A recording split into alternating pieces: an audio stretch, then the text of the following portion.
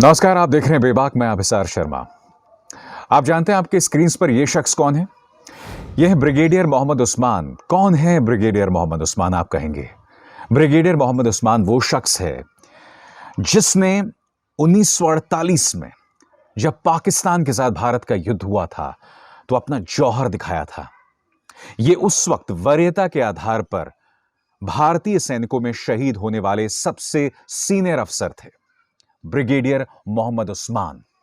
जब भारतीय सेना ने कश्मीर की तरफ बढ़ते कबायलियों के कदमों को रोका था, उन्हें रोका था, और उसमें ब्रिगेडियर मोहम्मद उस्मान ने एक बहुत अहम किरदार निभाया था। मगर आज 1948 में इस शख्स ने शहादत हासिल की थी, इसे महावीर चक्र भी मिला था। मगर आज जो इसके साथ हो रहा है ना, वो कल्पना से भी विचित्र है, उसकी हम कल्पना भी नहीं कर सकते हैं। इस तस्वीर को देखिए। इनकी कब्र जो है, या रेस्टिंग प्लेस हम इसे कहते हैं, यह है जामिया में। और जैसा कि आप देख सकते हैं, इनकी कब्र को तोड़ दिया गया है। यह है ब्रिगेडियर मोहम्मद उस्मान की कब्र। वो शख्स जिसे महावीर चक्र मिला, वो शख्स जिसके जौहर की वजह से हम कबायलियों के बढ़ते कदम को रोक पाए, आज उसकी कब्र को गुंडों ने तोड़ दिया है। ये किसने तोड़ा बताइए? किसी नशेड़ी ने, किसी शराबी ने, या फिर नफरत ने?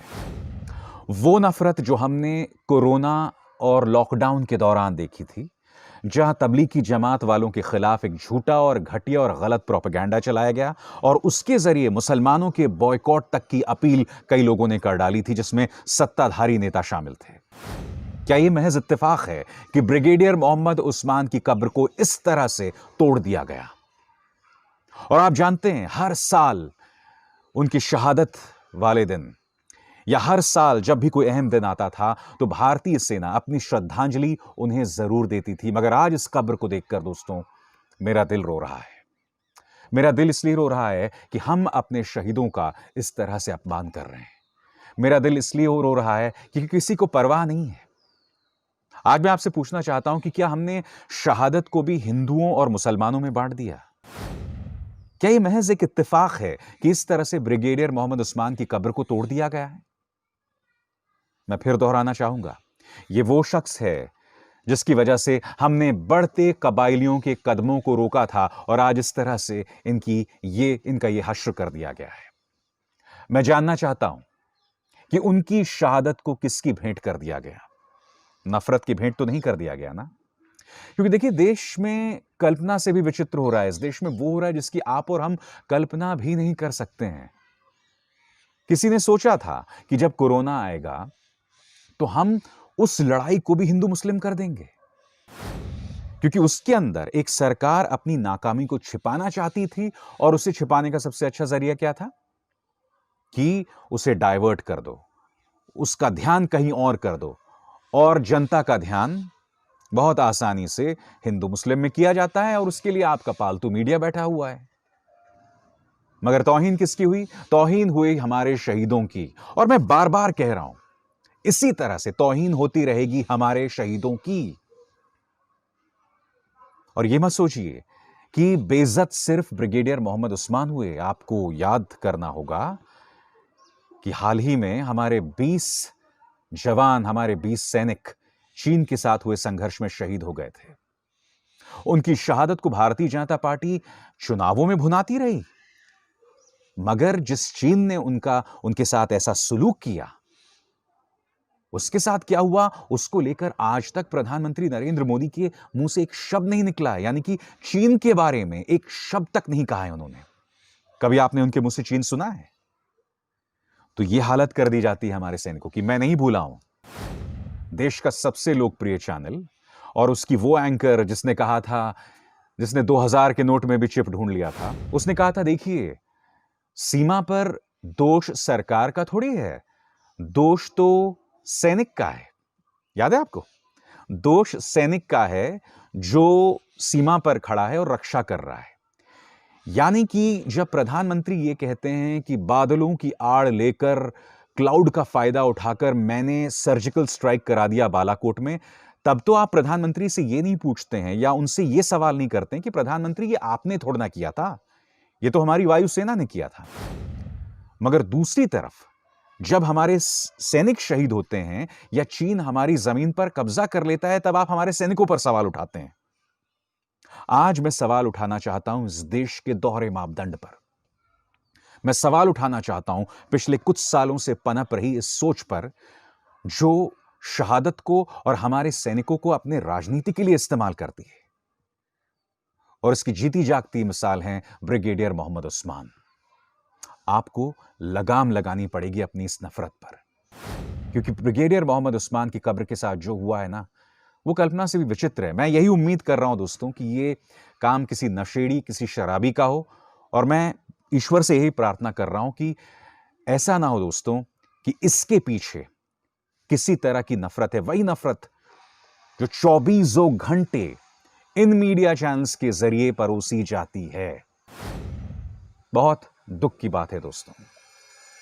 बेबाक में आज जो दूसरा मुद्दा मैं आपके सामने उठाकर ला रहा हूं, वो है बिहार की सियासत। दोस्तों, मैं आपको ये बतलाना चाहूंगा कि बिहार में बहुत ही दिलचस्प घटनाक्रम हो रहा है। वो कहते हैं ना कि भाई, आप कम से कम अपने गठबंधन में जो सहयोगी है उसका नुकसान नहीं करते, मगर भारतीय जनता पार्टी के लिए सब कुछ मंजूर है। अरुणाचल प्रदेश में उसने जनता दल यूनाइटेड के 6 विधायकों को निगल लिया है। जी हां, खबर यह है कि अरुणाचल प्रदेश ने बीजेपी ने जो जनता दल यूनाइटेड के 6 विधायक हैं वो बीजेपी में शामिल हो गए हैं। इसको लेकर नीतीश कुमार में नाराजगी है, जनता दल यूनाइटेड में नाराजगी है। और हाल ही में जो उनका सम्मेलन हुआ उसमें 2 मुद्दे उठाए गए, और दोनों मुद्दे आपकी स्क्रीन पर हैं। पहला मुद्दा, जिसमें नीतीश कुमार और पार्टी के कई नेताओं ने कहा कि यह गलत है और कम से कम उस पार्टी के साथ बीजेपी को यह नहीं करना चाहिए जिसके साथ वो बिहार में सरकार चला रहे हैं। मगर भैया, ये वो बीजेपी है जिसमें डुबकी लगा के सब स्वच्छ हो जाते हैं। ये वो बीजेपी है जो सत्ता में बने रहने के लिए कुछ भी करने को तैयार है, तो आपको इतना अचरज क्यों? यही नहीं, यह मुद्दा भी उठाया गया कि लव जिहाद का मुद्दा भी इस मीटिंग में उठाया गया। आपके स्क्रीन पर रविवार को जेडीयू नेताओं की मीटिंग में नीतीश कुमार ने खुद अरुणाचल प्रदेश का मुद्दा उठाया, जहां उनके विधायक बीजेपी में शामिल हो गए हैं। सभी नेताओं ने इसे गठबंधन धर्म के विपरीत बताया। सूत्रों के अनुसार तमाम नेताओं ने बीजेपी के सामने औपचारिक आपत्ति दर्ज करने की बात कही। वहीं गौर कीजिएगा, मीटिंग में कुछ नेताओं ने लव जिहाद पर भी चर्चा की। पार्टी महासचिव केसी त्यागी ने कहा है कि लव जिहाद को लेकर देश में घृणा का माहौल पैदा करने का प्रयास किया जा रहा है। त्यागी साहब, आप बहुत ही सभ्य आदमी हैं, मैं जानता हूं। मैं आपसे सवाल पूछना चाहता हूं, तो फिर आप इस पार्टी के साथ क्यों बने हुए हैं? आपका अपमान किया जा रहा है, और अगर आपको समझना है तो आपको गौर करना पड़ेगा कि इस पर आरजेडी का क्या कहना है। लगातार अपमान किया जा रहा है, मगर बावजूद इसके आप उनके साथ बने हुए हैं। आपके 6 विधायक काट दिए उन्होंने अरुणाचल में। मेरी लगातार बातचीत कुछ पत्रकारों से हो रही है दोस्तों बिहार के, और उनका कहना है कि यह सरकार 4 से 5 महीने से ज्यादा नहीं चलेगी।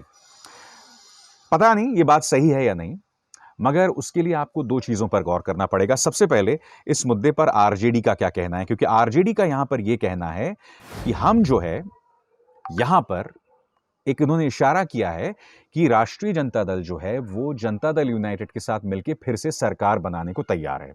अब आप जानते हैं कि आरजेडी नंबर 1 पार्टी है, तो अगर नीतीश कुमार ने गठबंधन तोड़ दिया और बाहर आ गए वो बीजेपी के साथ, तब भी उनकी सरकार पर कोई असर नहीं पड़ेगा और वो आरजेडी के साथ सरकार बना सकते हैं। क्या कहा है शिवानंद तिवारी ने, जो कि उनके राष्ट्रीय उपाध्यक्ष हैं, आपके स्क्रीन पर।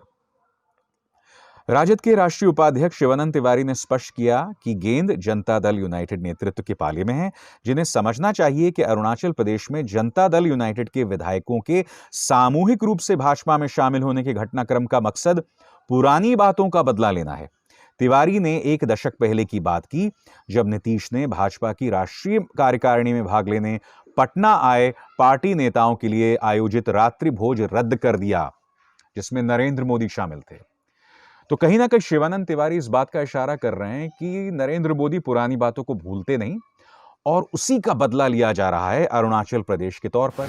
धीरे धीरे नीतीश कुमार की जड़ें काटी जा रही हैं, उन्हें खत्म किया जा रहा है। मगर इसका दूसरा पहलू भी है। आप जानते हैं इस वक्त जनता दल यूनाइटेड का राष्ट्रीय अध्यक्ष किसको बनवाया गया है? आरसीपी सिंह। ये शख्स जो कि राज्यसभा में भी हैं, और आपको यह भी बतलाना चाहूंगा कि यह शख्स बीजेपी का बहुत करीबी है। तो ये क्या इशारा करता है? ऐसा तो नहीं है कि जनता दल यूनाइटेड का कुछ दिनों बाद बीजेपी में विलय हो जाएगा।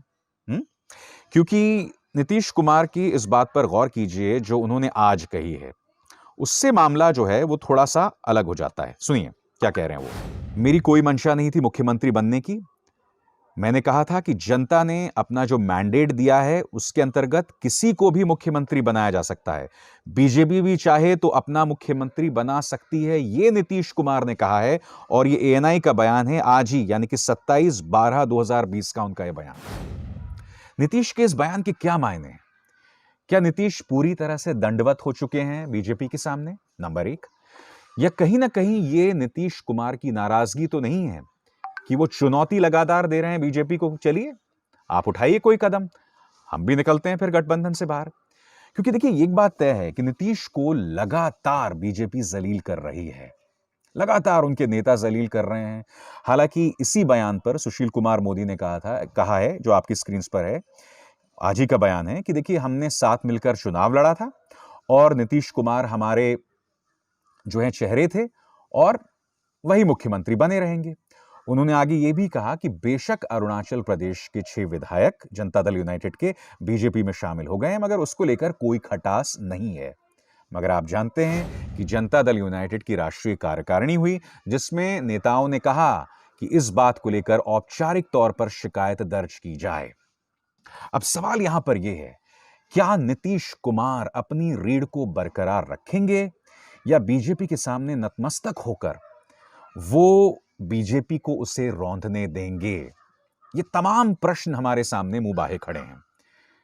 इस वक्त बिहार के कई पत्रकारों का यह कहना है कि या तो कुछ दिनों में बीजेपी का मुख्यमंत्री बन जाएगा नीतीश कुमार से समर्थन में, मगर एक दूसरा धड़ा यह भी कह रहा है कि यह गठबंधन 4 से 5 या 6 महीनों में नहीं चलने वाला। और आपकी स्क्रीन पर यह बयान तेजस्वी यादव का, जिसमें उन्होंने कहा कि देखिए चुनाव जल्द हो जाएंगे। एक तो ये, दूसरा शिवानंद तिवारी का बयान, जिसमें वो कह रहे हैं कि गेंद जो है जनता दल के पाले में है, अगर वो आके हमारे साथ गठबंधन करना चाहें। तो देखिए कई तरह की बातें हैं। मैं ये नहीं कह रहा हूं, मैं अपनी तरफ से कुछ नहीं कह रहा हूं कि कुछ ऐसा होने वाला है या ऐसा कुछ होगा, क्योंकि सियासत में कुछ भी हो सकता है। किसी ने कल्पना किया था क्या कि नीतीश कुमार जो हैं आरजेडी के साथ उन्होंने सरकार बनाई, बाद में वो जाके बीजेपी गोद में बैठ गए और अब बीजेपी उनकी जड़ें काटने में लगी हुई है। तो सियासत में दोस्तों कुछ भी हो सकता है। बेबाक में बस इतना ही, मगर जाते जाते एक बार फिर याद दिलाना चाहूंगा आपको कि ब्रिगेडियर मोहम्मद उस्मान की कब्र के साथ जो हुआ वो कोई भी भारतीय बर्दाश्त नहीं कर सकता। दोस्तों, हमारे शहीदों का अपमान बर्दाश्त नहीं किया जाएगा। नफरत के चलते हम शहादत को इस तरह से दो फाड़ नहीं कर सकते। नमस्कार। लाइव टीवी, सच सबसे आगे।